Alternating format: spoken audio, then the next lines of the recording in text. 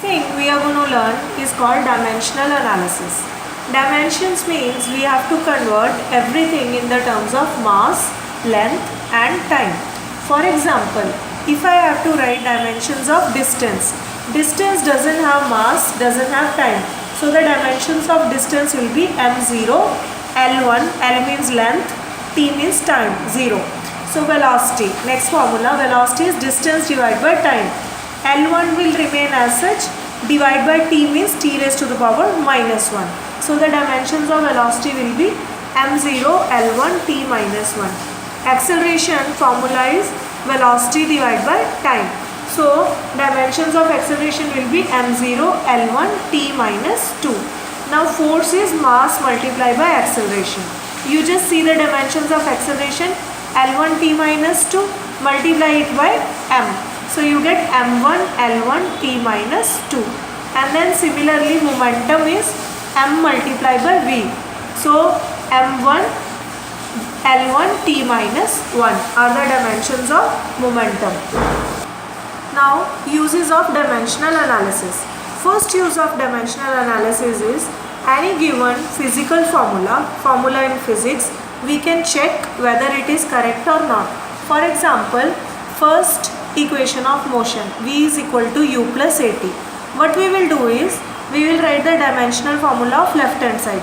So v means velocity, we write the dimensions of velocity, m0 L1 t minus 1. U is also velocity, so we will write the dimensional formula of velocity again, plus acceleration dimensions are m0 L1 t minus 2 multiplied by 1 t. When you multiply it here, it will become m0 L1 t minus 1. Now you can see left hand side and right hand side dimensions are same. Here you have to remember two basic things. Number one is dimensions, they cannot be added into each other. In this case you cannot add these two dimensions. Second thing is, this is the disadvantage of dimensional analysis, that is you can check this given equation whether it is correct or not, but you cannot derive this particular equation using dimensional analysis. Why? Because this side also I have velocity, this side also I have velocity. If one same formula contain two quantities having same dimensions, I will not be able to derive that particular formula. So this is the first use of dimensional analysis. You can find out whether the given formula is correct or not, but you cannot derive every given equation in physics using dimensional analysis. And third thing is, you cannot add given two dimensions.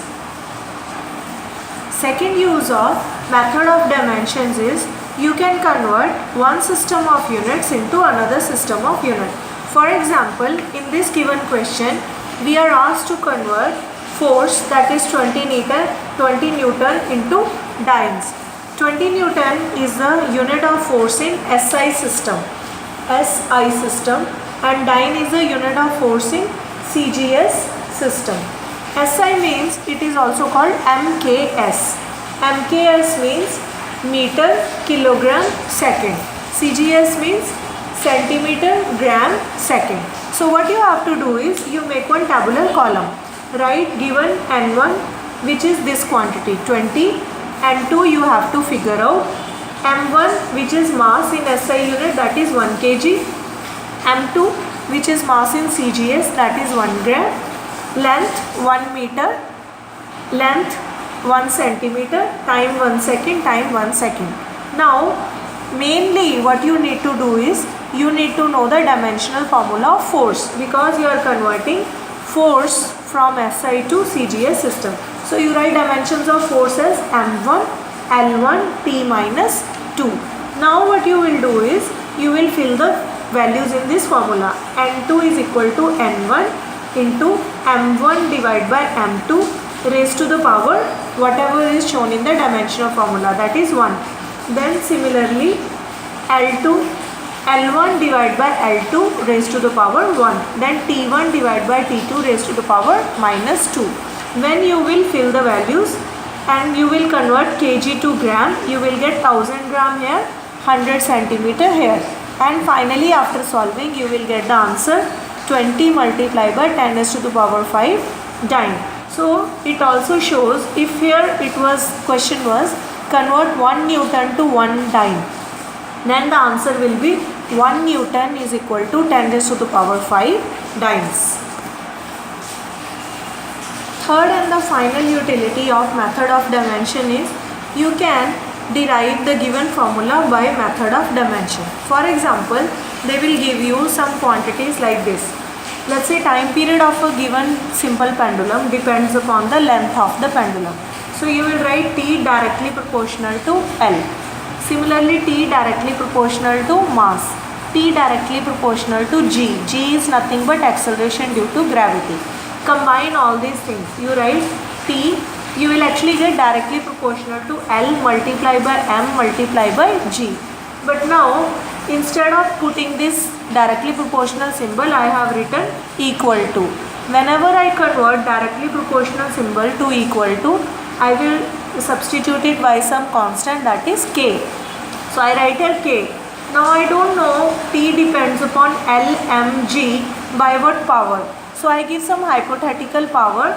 Let us say L raised to the power A, M raised to the power B, G raised to the power C. Now I will write the individual dimensions of each and everything, left hand side and right hand side. Left hand side only T1, M0, L0, T1. K constant, does not have any dimension, write it as such K. Length, length has dimension M0, L1, T0 raised to the power A. Similarly for mass, M1, L0, T0 raised to the power B, and G is nothing but your acceleration due to gravity.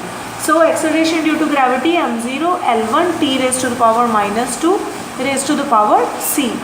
Now equate the left hand side with right hand side. Left hand side M was 0. So you will write 0 is equal to A raised to the power 0, that will get cancelled.